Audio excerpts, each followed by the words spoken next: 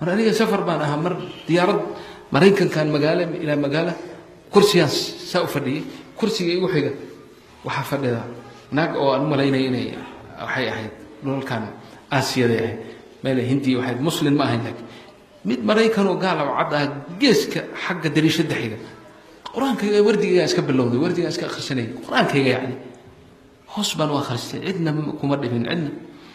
kii dariishada fadhiyay ee xagu shishay gaalka agta ka shishay ani ma bedelinsanay waxaan arkay ninkiyo dhagaha cuncunayaano saasuu leeyahay boodaya waa kacaya oo fariisan ma dambe bay naagta waxay ugu leedahay inta igu jisay ugu tiri maxaad samaynaysaa maxaa kaasaan quraan baan akhrisanay كلام الله كلام ربي كسيتني نينكا سو ما aragtay ninka waarka waxun baa cunaya oo boodaya oo kacaya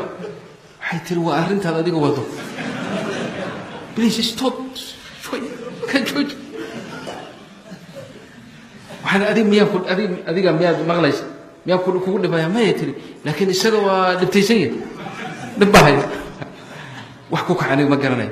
wax yaraan joojiyay ninka waa iska fariistay waa dagay قرآن كي بركون نقض واسعنا سو دم باس لك عاد دقاه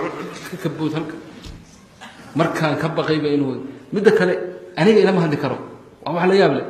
أنا إلى ما هندي يدوس خضري ولا يلقى مسنك سبحان الله الملك العلا فالقرآن سلاح عظيم إلهي وحي النسي وح ودق بكراء الجليل والله الذي لا إله إلا هو هل حرف وكلام الله أيها كحب بدن قنابل ذرية بمبا تومك ميالها